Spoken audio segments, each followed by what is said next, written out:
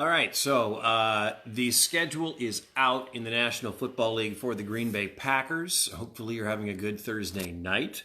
I figured what I would do right now is what my friends in sports radio all over Wisconsin and actually in every city in America are going to probably spend 4 hours doing on Friday.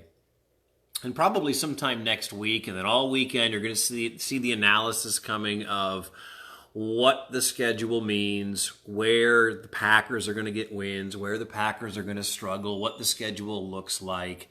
And I thought, you know what? They're going to take 4 hours to do it, in their shows, wherever that city is. And if it is in Milwaukee or Madison or Green Bay or whatever, it'll take them a lot longer than it will take me. I'm going to do it in like 5 minutes, maybe 6 minutes, whatever the case may be. But the schedule is officially out.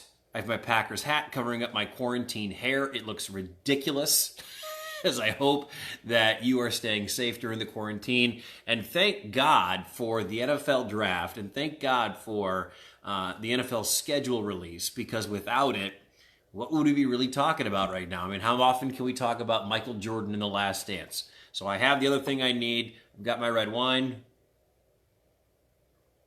The wife went to bed, so it works out really, really well. Let's run through this Packers schedule real quick. Again, my breakdown will be less than 5 minutes. The breakdown you have to sit through for hours and hours. It's going to be weeks and weeks. I might do a more extended version of this podcast coming up Friday to set you up for the weekend, but I figure, hey, let's just get through this real quick. Week 1 against the Minnesota Vikings in Minneapolis. Love it. For the record, I love the way the schedule is flipped. If they took the first 8 weeks and flipped it to the back 8 weeks, I wouldn't feel so good about this Green Bay Packers schedule in year 2 under Matt LaFleur.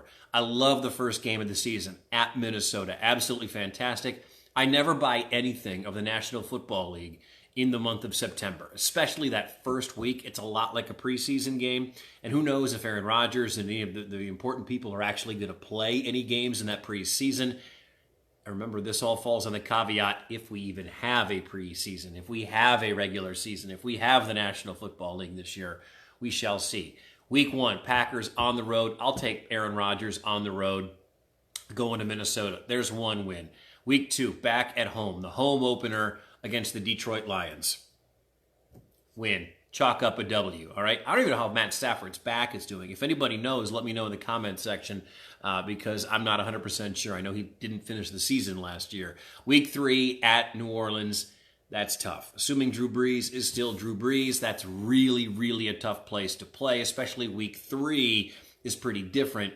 You get a lot more of the normalcy from a National Football League team in week 3 than you do in week 2, more than you do so in week 1 for sure. So I think that actually might wind up being their first loss. 2-1 after 3. Then they come back home, take on Atlanta. Julio Jones will probably have 250 yards receiving, but the Packers will win because Atlanta sucks. So 3-1 after the first 4 weeks. At the quarter pole, we get into October after an early bye week. Week 5 is the Packers' bye week. Interesting bye week. I like them a little later in the season. I don't know where you stand on that, but they get it at week 5. Then week 6, they go to Tampa Bay, and it will be billed as Brady versus Rodgers. It'll be Tom Brady, Aaron Rodgers, and I might be in the minority here. I'm not sold on Tom Brady being the old Tom Brady. I mean, I know he's getting Gronk back. Is Gronk going to be the old Gronk? They've got a ton of weapons over there in Tampa Bay, but which Tom Brady are we actually going to get?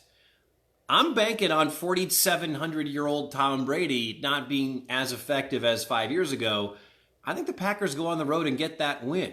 I'm very optimistic on this Packers team. I know we've talked before about, year 1 to year 2 under Matt LaFleur. I got them at 4-1 after 5. They come back to Lambeau Field. Check that. They stay on the road for week 7, and they go to Houston and take on the Texans. Tough place to play, but DeAndre Hopkins is gone. Duke Johnson is gone. They added David Johnson in that crazy-ass trade that they made with the Arizona Cardinals. Deshaun Watson has showed a propensity to get behind in games, especially early in seasons. I know that he came out like gangbusters in that playoff game against the Chiefs, but Bill O'Brien's still the head coach there, isn't he? Like, I bet against Bill O'Brien every day of the week in a big game. What time is that game going to be at? That's an early game as the schedule sits right now. That's a toss-up game. I think going down to Houston, that's a toss-up game. I'll give the Packers a win in that one. I got 1, 2, I got 3, I got 4, I got 5 wins in the first 6. They come back home. They take on the Minnesota Vikings. Always going to be a little bit tougher the second time you see a team back at Lambeau Field. I'll go Green Bay again. Am I talking myself into 7-1 after the first 8? Not so much. They go on the road week number 9, and they take on the San Francisco 49ers. We know what happened the last time. They got their asses handed to them twice by the San Francisco 49ers. Kind of a measuring stick game. The halfway point, I like the placement of the San Francisco game. I got them at 6-2. Losses coming to the Niners and the Saints, both games on the road. Couple of toss-up games that are in there for the first half of the season. Back half, if you thought I was optimistic in the first half of this season, I love the back half of this schedule. I can see the Packers running the back half of this schedule. Now, it won't happen because it's the National Football League, but I can see the Packers running the back half of this schedule. They open with Jacksonville in Week 10 at home. I'm taking Green Bay. That's on November 15th. Going to be pretty cold at Lambeau Field. I'm going with Green Bay beating the Jags and Gardner Minshew and everybody coming up to Lambeau. The next week, Week 11, that's tough. That's at Indianapolis. Depending on how Phil Rivers is playing at that point, dome games always seem to favor Green Bay under Mike McCarthy. The speed element isn't always there under this offense. That's a toss-up game. I'll give that one to the Colts. So now I've got the Packers sitting at 7-3 on the year. They come back home. They take on the Bears. Look, Nick Foles isn't going to be a savior. They've already declined the fifth-year option on Mitch Trubisky. I wouldn't be surprised if the Bears are one of the worst football teams in the National Football League this year, which is amazing because they're only, 2 years removed, a year removed from the double doink.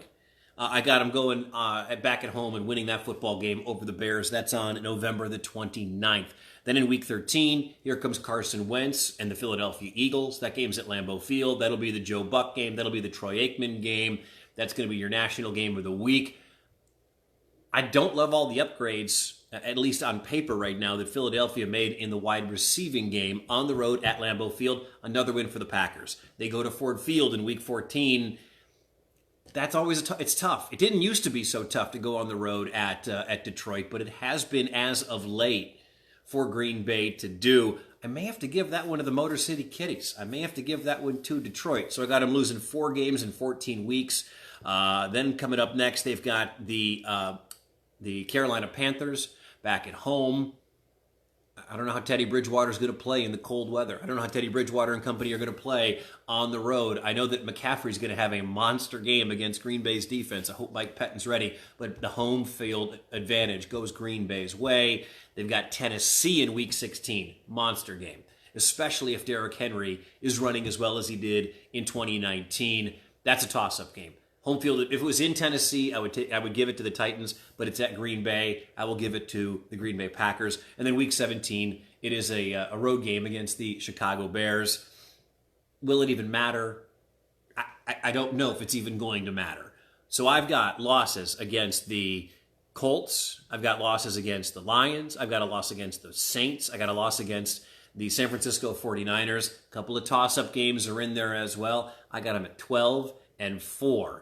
Now, this comes your way in May. We don't have any mini camps. There's still some free agents to be signed. There's still some surprise cuts to be made. There's still training camp, and there's still the preseason. A lot can happen, and I'm very, very aware of that. But right now, I've got Green Bay at 12-4. Book it, all right? Have yourself a great night. That's my breakdown. Maybe we'll go even deeper on the next podcast. We'll do that soon. Thanks so much for watching. I'll talk to you later. Go Pack, go.